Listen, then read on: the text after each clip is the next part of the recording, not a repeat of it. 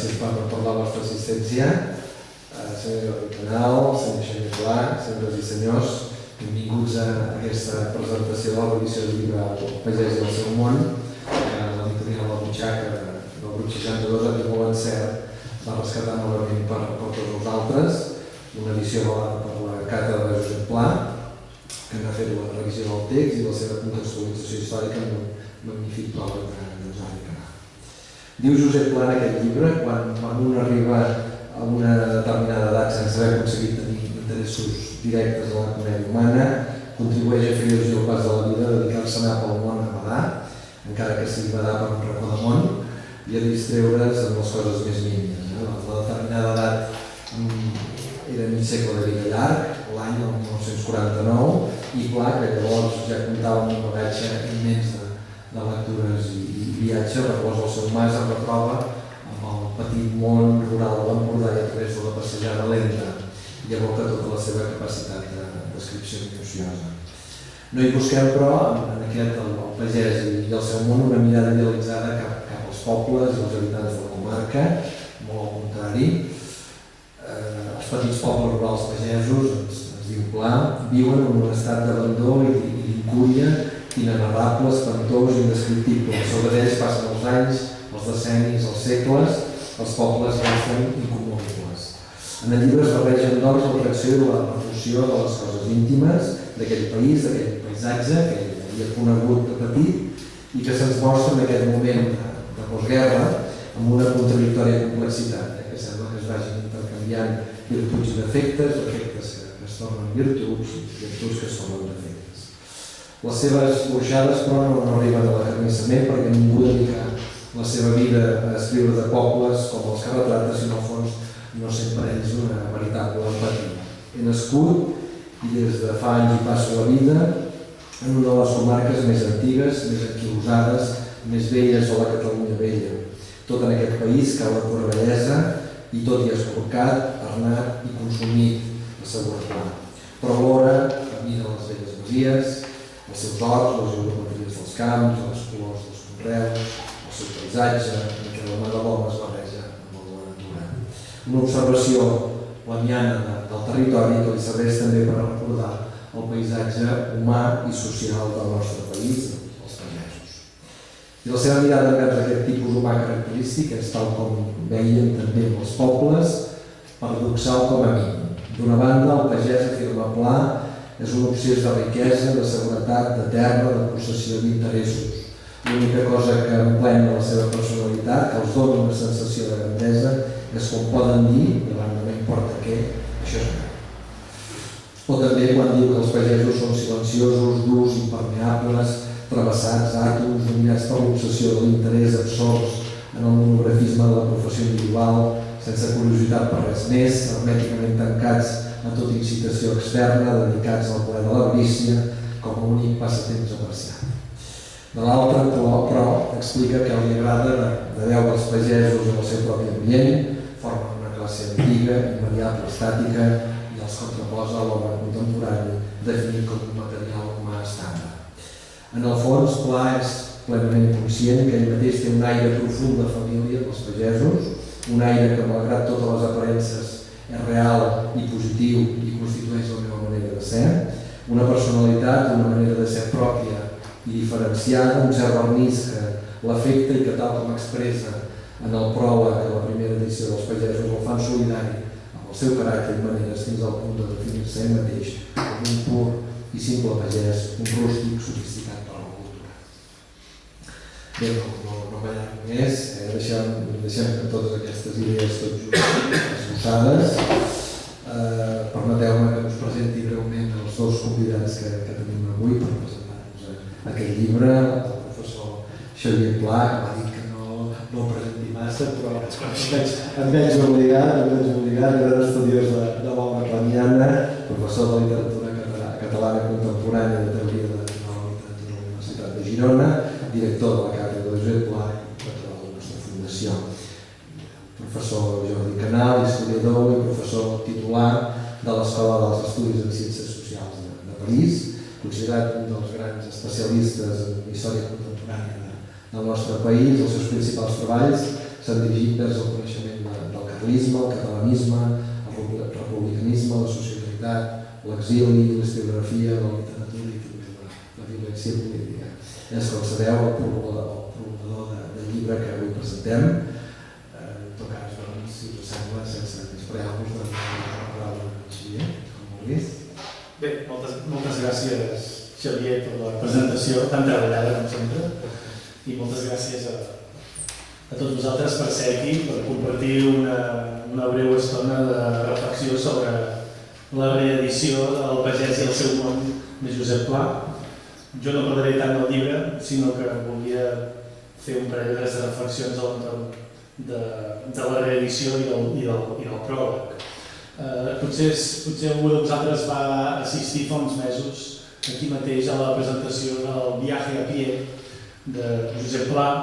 reeditat recentment per l'editorial Ediciones 98.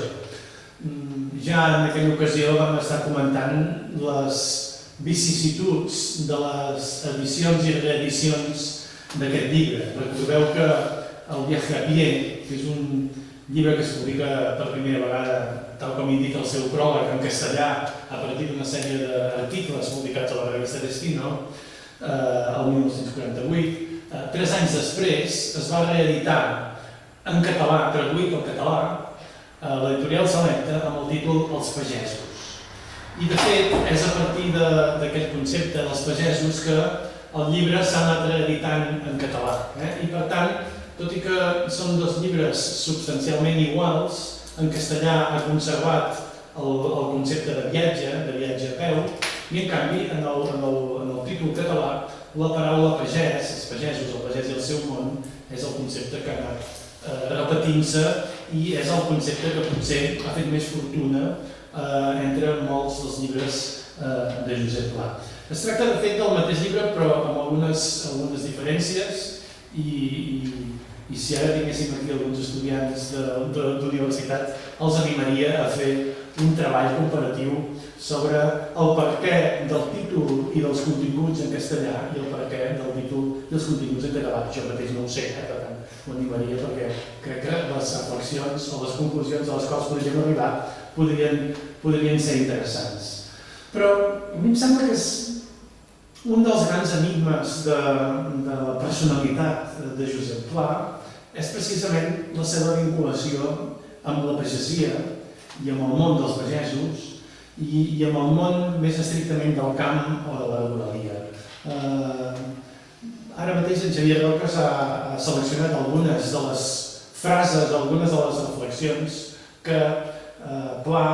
va escriure sobre els seus orígens pagesos. I quan dic que és un enigma, evidentment no hi ha res de misteriós, sinó que és un interrogant, és un qüestionament. Fins a quin punt Pla és un home que ve d'una família d'ascendència pagesa i rural, de treballar al camp,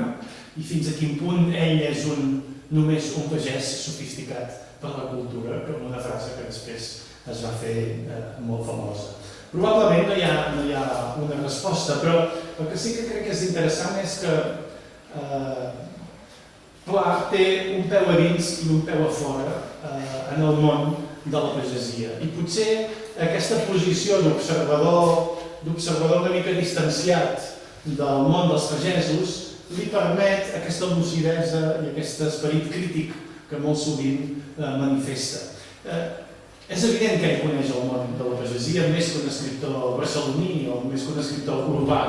però també és evident que quan ell diu que hauria d'haver estat pagès, em fa l'efecte que la ironia que hi ha al darrere tots la copsem i no ens l'acabem d'imaginar acabant una arada. Però fins a quin punt el fet de tenir un peu a dins i un peu a fora, de no ser estrictament un pagès, però tampoc ser un home de ciutat, de tenir un peu a dins i un peu a fora, com deia abans, fins a quin punt potser això li permet fer una literatura, li permet reflexionar de manera molt lúcida sobre les condicions de vida de la pagesia en l'època en què ell li va tocar viure. Tot això, clar, no és estrictament una reflexió literària i potser per això deixeu-me que justifiqui breument el perquè d'encarregar el pròleg a un historiador. I no només perquè som amics i ens coneixem de fa molts anys, que això no tindria cap validesa, sinó sobretot crec que jo estic molt satisfet que el pròleg l'hagi signat en Jordi Canal, perquè, en primer lloc, perquè com a ell li agrada dir i repetir moltes vegades, és un historiador a qui li agrada la literatura. I això ja marca una diferència entre els historiadors que s'interessen per la història, però que de fet practiquen un tipus d'historiografia destinada als mateixos historiadors i, en canvi, un tipus d'historiador com el que representaria en Jordi Canal,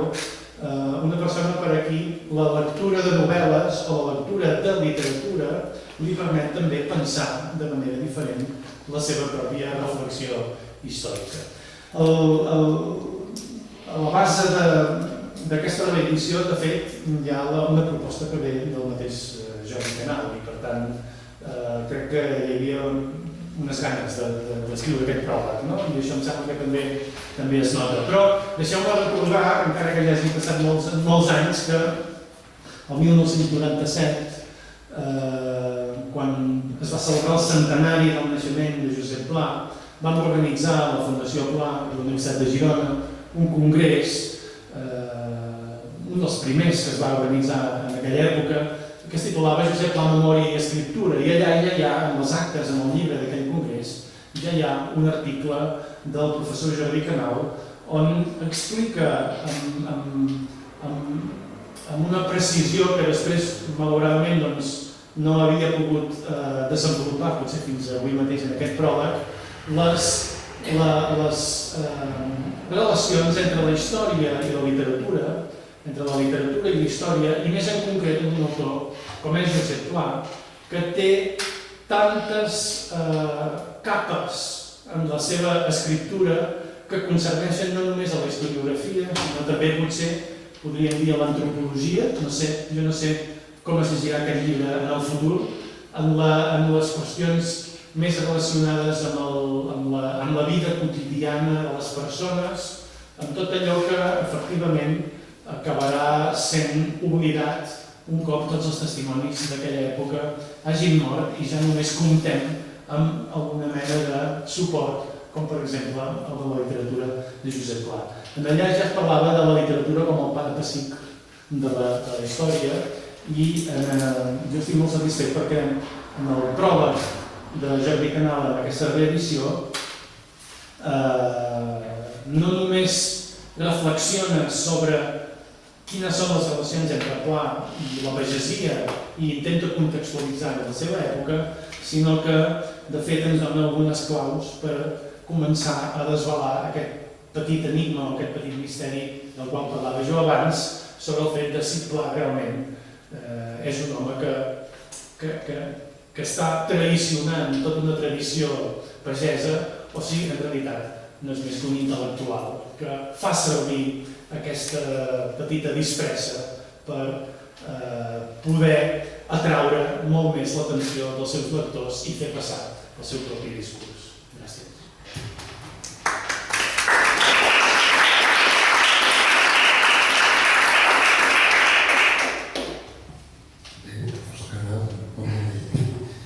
Gràcies,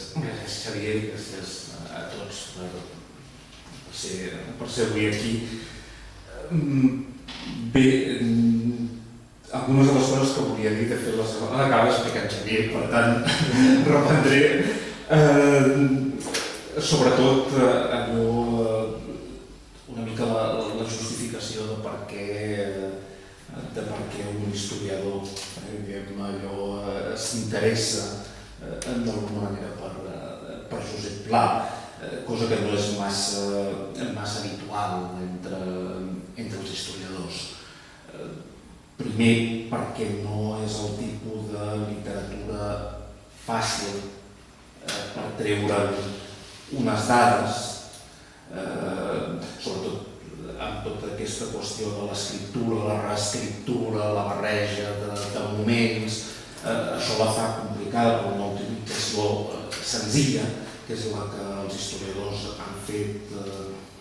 habitualment de la literatura, però també perquè els historiadors en general desconfien per naturalesa de la literatura. Desconfien des de fa un segle, és a dir, d'alguna manera el segle XX és el segle on es bifurquen d'alguna manera història i literatura. Fins a aquell moment havien estat dues coses molt properes, fins i tot que s'havien confós en molts moments, però és cert que a finals del XIX i durant el segle XX la voluntat dels historiadors de convertir-se en científics socials, com persones que feien coses molt serioses, els obliga d'alguna manera a separar-se de la literatura fins al punt que quan jo recordo de l'època que estudiava, quan algú escrivia història i no era massa seriós, la tendència era dir això és literatura, això és literatura com la mala història. Però en tot cas, si anem enrere en el temps, en l'únic moment on hi ha hagut aquesta separació real entre la història i la literatura està al segle XX. I em sembla que en els darrers anys els historiadors, no tots, però una part d'historiadors fan un esforç per tornar a rellegir, a tornar a pensar en la literatura. Sobretot perquè a mi em sembla que la literatura, i ho deia una mica en Xavier, que la literatura pot permetre reconstruir el passat de manera a vegades molt més adequada o molt més propera que el llibre d'història. Els historiadors d'alguna manera sempre estan marcats pels documents, no poden anar massa enllà. Durant molt temps s'han prohibit a ells mateixos d'imaginar, que no vol dir inventar, que són dues coses diferents, però és molt difícil reconstruir el passat, sobretot quan es tracta del passat d'homes i dones, de carn i ossos, d'alguna manera sense imaginació. I de fet, alguns historiadors ho estan plantejant a l'actualitat, però no només historiadors, sinó gent també del camp del dret, per exemple, la necessitat que els juristes, els historiadors apliquin una part d'imaginació i per tant d'on treure o d'on poder treure millor que de la literatura aquesta idea de la imaginació. És una mica el que planteja una de les últimes guanyadores dels premis Príncep d'Astúries en Ciències Socials, Margaret Nussbaum, quan diu un jutge que llegeix literatura habitualment serà més just perquè tindrà la capacitat de posar-se en la pell d'una altra persona i això el converteix humanament en més just. Però, en tot cas, aquesta seria una mica la meva reflexió de per què un historiador s'interessa per aquestes qüestions, a banda de l'interès estrictament com a lector, que és un altre. Això són dues coses que en algun moment coincideixen però que no necessàriament han de coincidir. Són dues lectures, penso, que poden ser i són generalment diferents. Aquesta és la primera cosa que us volia plantejar i la segona, que també l'ha avançada en Xavier, és que de fet aquesta és la meva segona incursió com a historiador en Josep Pla. La primera, l'he recordat, és la que vaig fer en aquell congrés de fa molts anys, de finals del segle XX, es pot dir, i allà vaig intentar. Sí, el segle passat. I allà era més aviat reflexionar sobre com Josep Pla s'havia relacionat amb els historiadors, o havia llegit els historiadors, sobretot partint d'aquesta frase que citava en Xavier, que és una frase que m'agrada molt del principi, aquesta definició de Pla deia a mi la història, els historiadors m'agrada llegir-los al llit, allò però sobretot en aquestes nits, amb la tramuntana, etc. M'agrada lluny llegir-los i després l'altra cosa molt interessant que deia és que per ell els historiadors els llibres d'història, els bons llibres d'història eren com el pa de pessic, sempre i quan algú deia ell, li agradi molt el pa de pessic. I aquesta idea de la història com el pa de pessic de la literatura em semblava una via atractiva d'anàlisi i després, evidentment, calia fixar-se sobretot en les relacions que Pla havia tingut amb Vicenç Vives. Em sembla una amistat o una relació clau per entendre part de l'obra de tots dos. Vicenç recomana a Pla que agrupi textos per determinats volums, Vicenç li encarrega inicialment alguns textos que després no es faran, però hi havia aquesta intenció de fer-los, sobretot sobre el segle XX, i al revés, d'alguna manera, Pla és qui s'inventa o dona títol a un dels llibres més famosos de Vicenç, que és el Notícia de Catalunya. El títol és de Pla, entre les coses perquè donaven per suposat que el títol que hi havia posat Vicenç inicialment no passaria a la censura i, per tant, és una relació molt intensa. Això per una banda, i per l'altra jo penso que són dos dels personatges claus per entendre la Catalunya del segle XX. Com a mínim, aquesta Catalunya que té un peu a la primera meitat del segle XX i l'altre peu a la segona meitat del segle XX, d'alguna manera partides per aquest moment dels anys 30, no només la Guerra Civil, tot el que significa la República, tot el que significa la Guerra Civil, tot el que significa el primer franquisme. I són, penso, dos personatges claus per entendre com es reconstrueix, tornaré sobre la idea de reconstrucció, com es pot reconstruir després dels anys 40, dels anys 50, com es pot reconstruir un país. Després de tot, amb l'experiència de tot el que ha passat, abans. Per tant, tot això em feia en aquell moment, eren els temes dels que vaig parlar en aquell moment i sempre m'havia quedat amb les ganes d'anar més enllà amb la idea aquesta de Pla i els pagesos. Perquè els pagesos, en el fons, en aquesta reconstrucció de Catalunya, o reconstrucció literària de Catalunya que fa Pla, els pagesos tenen un paper molt important. De la mateixa manera que Vicenç, en el Notícia de Catalunya, diu que Catalunya és un poble de pagesos, Pla, d'alguna manera, ho subscriu i en un moment determinat, i em sembla que és cap als anys, a principi dels anys 70, i ho diu molt clarament, jo vull fer una reconstrucció on hi hagi els pagesos per una banda, on hi hagi els comerciants per l'altra, els botiguers, i per l'altra hi hagi els burgesos. Finalment, l'única cosa que no acabarà fent és la dels burgesos. Però aquesta qüestió de Pla i els pagesos m'interessava i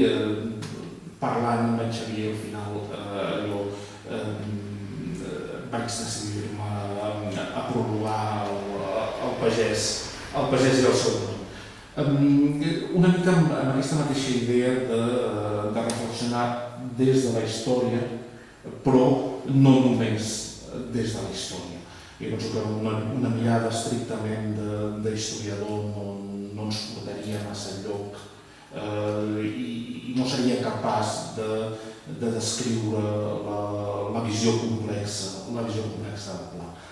I a l'hora d'explicar el llibre, o de prologar un llibre com aquest, em sembla que el que calia era donar pistes sobre el llibre sense entrar en el llibre. Perquè jo no soc partidari que els pròlegs expliquin el llibre. El llibre és perquè el lector el descobreixi i el llegeixi. Però el pròleg pot servir per donar algunes pistes que en la mateixa lectura del llibre són impossibles de deduir. I per tant, a mi el que m'ha interessat escriure, una altra cosa és la meva lectura del llibre, però el que m'interessava explicar eren alguns aspectes que voltaven, que estaven a l'entorn del llibre, la mateixa història del llibre. En Xavier ho deia fa un moment, és un llibre que neix primer d'un altre llibre i al mateix temps d'uns articles de Destino, d'un llibre de l'any 49, un llibre que d'alguna manera segueix la línia del viatge en autobús, que al mateix temps és coetani del viatge d'Alcàrria de Cela, el viatge d'Alcàrria és del 48, el primer, el llibre de Pla, el viatge a pie és del 49, i són dos llibres que tenen molts punts de contacte, són dues excursions a l'interior, Cela des de Madrid, desplaçant-se a l'Alcàrria, Pla, en aquest cas, afincat al Mas, anant a passejar pels pobles del voltant. Són dos llibres que fan una reflexió molt semblant i, a més, Cela cita el pla del viatge en autobús en el mateix viatge d'Alcàrria. Per tant, és un llibre que neix d'aquell llibre en castellà, d'uns articles de Destino. Pla el tradueix al català al 52, amb el títol Els pagesos, i després, en l'obra completa, acabarà sent El pagès i el seu món dintre d'un llibre més gran que serà Els pagesos. Tot això, la veritat és que si un repassa les referències que es fan en aquell llibre, El pagès i el seu món, però també Els pagesos, hi ha una confusió absoluta. De fet, aquesta em va semblar que era la primera cosa que calia fer. Posar una mica d'ordre cronològic en què era primer, i aquí amb en Xavier vam enviar muntanyes de correus per veure si a partir de petites dades aconseguíem trobar una mica la genealogia finalment del llibre. Em sembla clar que és aquesta, allò 49, 52, 68. El que no sabem exactament és hi ha algunes dades que permeten veure l'elaboració, però no sabem, i amb en Xavier ho hem discutit moltes vegades, qui s'inventa el títol, per exemple. No sé si és l'editor o és el mateix Pla. Aquestes coses en l'estat, com a mínim, pel que sabíem tots dos en aquell moment, no era possible anar més enllà, però com a mínim calia posar un mínim ordre en la qüestió de les dades. Després em semblava que calia tornar a la idea del viatge, perquè precisament amb aquest canvi de títols el que s'acaba perdent, i ho deia al principi, és la idea de viatge. I la idea de viatge és la que està al principi del llibre, que dona el títol a Viaje a pie, però quan Viaje a pie es converteix en el pagès del seu món, passant pels pagesos, la idea de viatge segueix estant allà, i el llibre comença per aquesta idea de viatjar, aquest viatge curt, aquest viatge a peu, aquest viatge pels poblets del voltant, caminant una mica, descansant, aturant-se a les fondes al vespre, però en el fons és la idea aquesta de viatge. I em sembla que per aquí calia dir-ne alguna cosa i calia fer-ne també una certa genealogia. És a dir, el mateix Pla, aquesta idea del viatge no és nova, sinó que el Pla d'abans de la guerra ja l'ha utilitzat en múltiples ocasions i, de fet, si alguna cosa és Pla en aquests moments és viatger i després ho trasllada a la literatura, però més enllà d'això em semblava que hi havia una genealogia que permetia enllaçar Pla, per exemple, amb Verdaguer, amb l'escriptura de viatges de Jacint Verdaguer. A finals del 9 i el mateix Pla en algun moment diu que és de les millors coses de Verdaguer, els seus llibres de viatges. I aquesta és la segona cosa que em semblava que calia fixar i fer-ho, evidentment, dir que al mateix temps que Pla s'està plantejant la fórmula del viatge, en d'altres literatures veïnes, el mateix Cela, sobretot, també se l'està plantejant. La tercera cosa que em semblava que calia dir d'alguna manera era en quin context s'havia escrit aquest llibre en les seves diverses versions.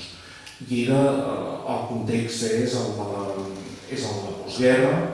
el context és el d'un cert desengany amb el que ha passat després del 39, sense renunciar a l'opció que s'havia fet el 36, per dir-ho d'alguna manera. És a dir,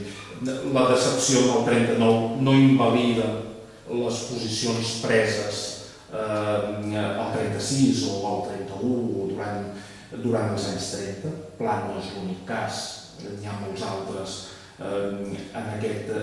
sentit. I aquest desengany del 39 en Pla em sembla que es trasllada primer en un viatge cap endins i la instal·lació al Mas em sembla que seria la formalització d'aquest viatge cap endins, primer pas per alguns pobles de pescadors, que és entre ells, i un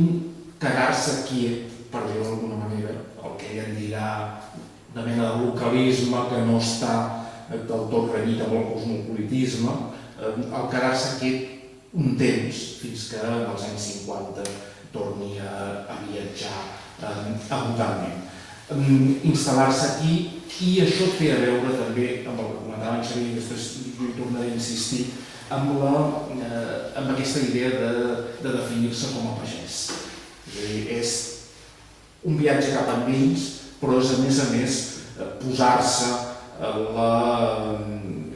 no la disfressa, sinó posar-se el vestit de pagès i per tant convertir-se en un pagès, que d'alguna manera és un procés de construcció d'una imatge. El que és increïble és com ha triomfat, com ha arribat a triomfar el que és simplement una construcció d'una imatge, però en tot cas és la imatge que n'ha acabat quedant. Però em sembla que això té a veure amb aquest viatge cap endins i en aprofitar per repensar la societat catalana, el que ha passat, per què ha passat i llançar-se això que ens han dit en algun moment en reconstrucció literària de la societat catalana, reconstrucció literària del seu temps, que, entre altres coses, té a veure amb aquesta voluntat d'interessar-se per la història de Catalunya, la voluntat de col·laborar amb Vicenç, les moltes lectures d'historiadors com Ramon de Baral que fa Pla. Hi ha una voluntat de posar les bases per la reconstrucció literària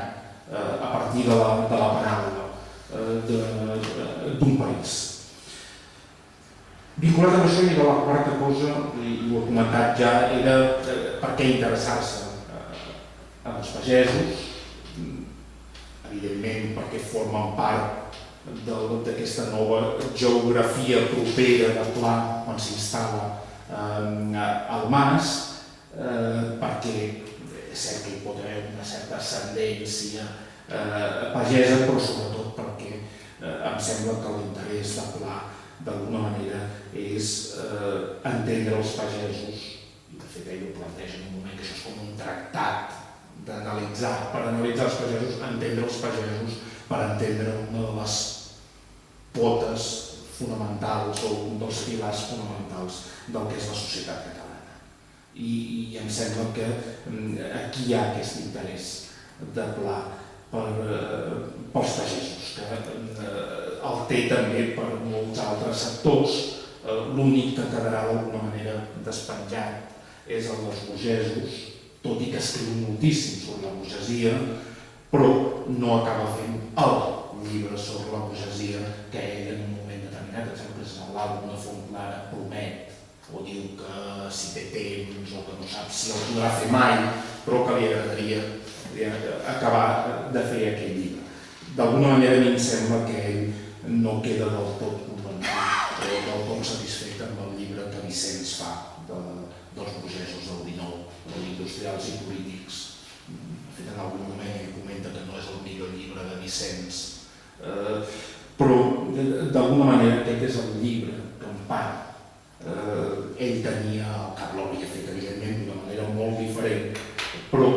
d'alguna manera tant Vicenç com Pla penso que ignoraven d'alguna manera la vella burgesia catalana i en canvi els posava neguitós la nova burgesia catalana de després del franquisme, que en el fons no és una actitud tan diferent de la que tindran alguns escriptors catalans en llengua castellana com Gironella o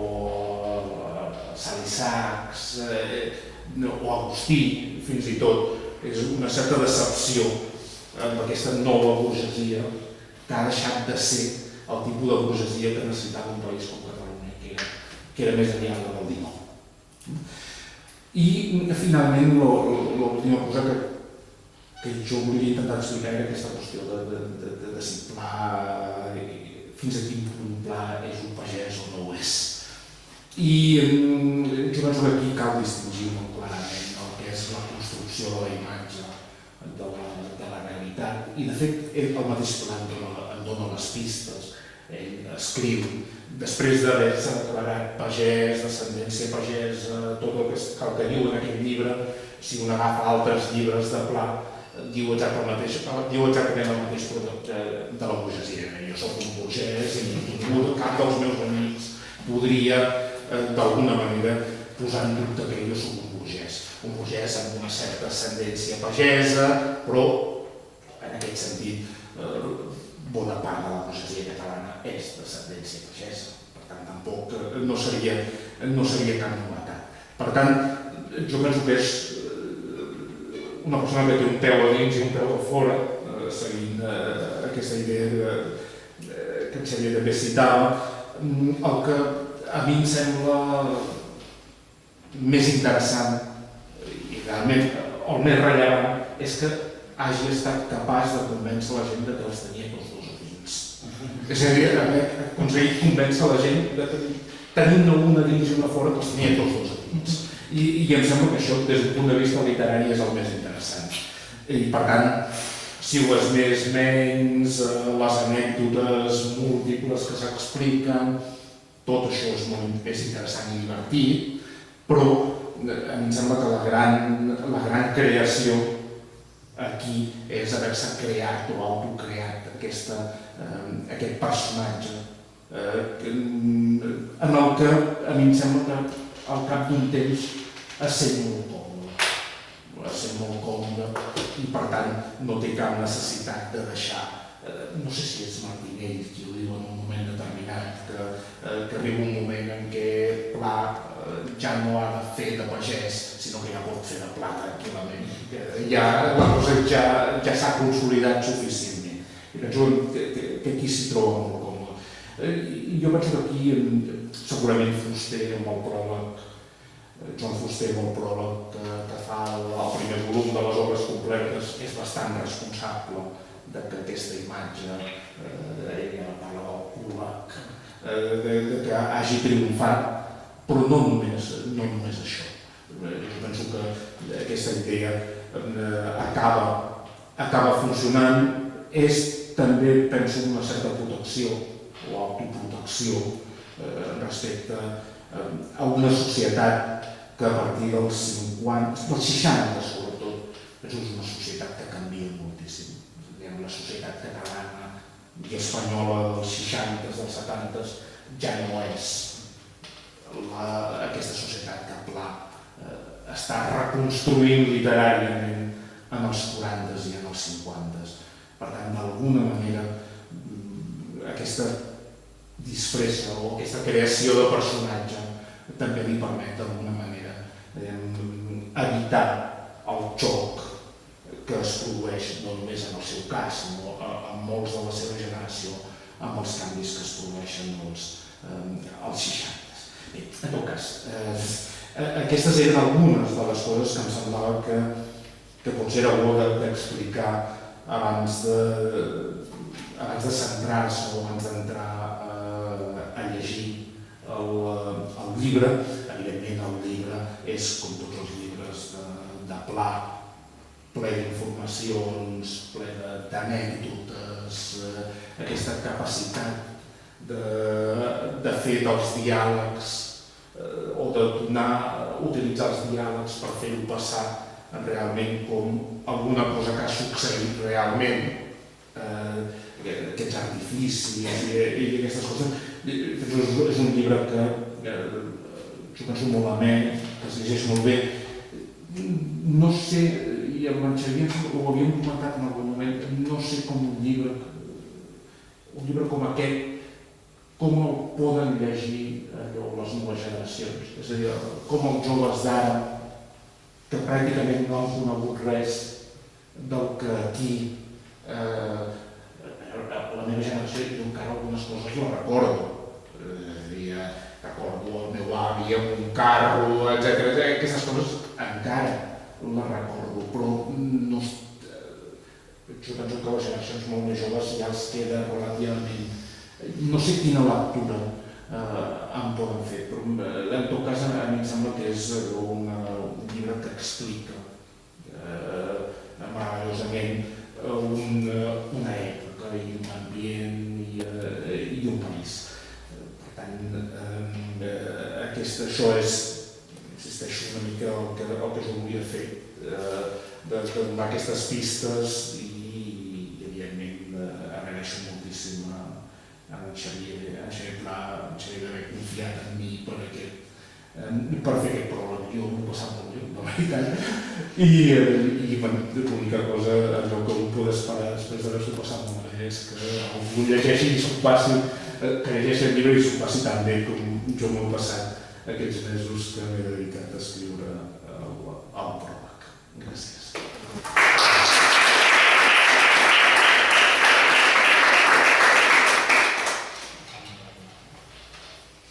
Bé, doncs, si voleu el que em torna la paraula, si voleu fer un comentari respecte. Doncs bé, ho deixaríem aquí. En tot cas, agraïm al professor Canal. Dir que veure que el llibre aquest jo penso que encara ara es llegeix molt bé, és molt divertit. La veritat és que hi ha anècdotes molt divertides explicades. Hi ha una vella amb unes gallines que és molt divertit, o també un pagès quan explica l'educació dels seus fills, o quan un altre li diu un plat que si digués un cotxe més bo, doncs quin bon escriptor seria. Hi ha anècdotes aquestes que estan molt bé. Bé, moltes gràcies, professor Canal. Realment el seu pròleg ens dona certament pistes de llibre sense entrar massa en el llibre. Tot aquest tema de la dualitat del Pla, sobre si és pagès, si no és, l'autocreació del personatge. Jo penso que també aquest llibre ens porta aquesta dualitat de la desconfiança dels historiadors envers la literatura, però alhora també la literatura com el pare passiu de la història. En tot cas, ho deixaríem aquí. Sé que hi ha una mica de cava, per tant, moltes gràcies per la vostra assistència.